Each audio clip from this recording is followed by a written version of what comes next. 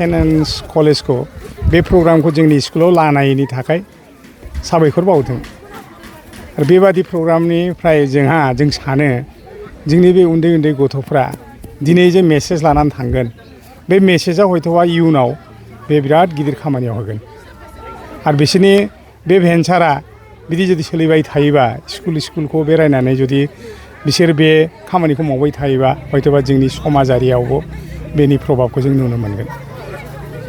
बे रोखोमनि स्पेशेल केम्पआ नोंथांनि स्कुलाव गिबि खेब नामा?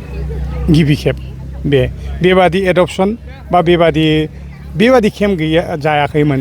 सिगाङाव मोनसे लायन्स क्लाबनिफ्राय माबा मोनसे केम्प जादों बे खिन्थु बे जानाय लोंनायल'मोन बिदि थारमाने इफेक्ट खालामनाय माने उन्दैफोरजों एसे रायलायनाय इन्टारेक्शन खालामनाय बिदि स्पर्ट्स जानाया जायाखैमोन। बे गिबि खेब जोंनि स्कुलाव जानाय। इयुनावबो बेबायदि हाबाफारिफोरखौ लानायनि गोनांथि दं होननानै सानो नामा नोंथां? एकदम थागोन बे थानांगौ आंनि बाथ' आं नेक्स्ट टाइमावबो जुदि हायोबा आं सेन्ट एन्ड कलेजखौ वेलकाम खालामनो नागिरदों। बेबादि प्रग्रामनिफ्राय आं दा नुनो मोन्दों दिनै एसे समनि थाखायबो जे उन्दैफ्रा एसे सिरि थानानै गासिबो खोथाफोरखौ खोनासंनाय मानाया बिराद पजिटिभ होननानै आं सानो।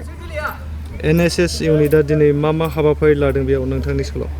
बिसोरनि हाबाफारि बायदियै बिसोर टक टु द स्टुडेन्टस जाबाय बे सावरायनाया लाबाय। सावरायखांनायनि उनाव दा स्पर्ट्सनि प्रग्राम दं। स्पर्ट्स जागासिनो दं दा।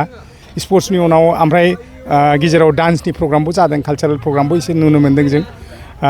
माने अभारअल बे प्रग्रामखौ नायोबा बिराद मोनसे एसे टाइमा खमब्लाबो प्रग्रामखौ खिन्थु आं बिराद गोनांथार प्रग्राम होननानै आं सानो।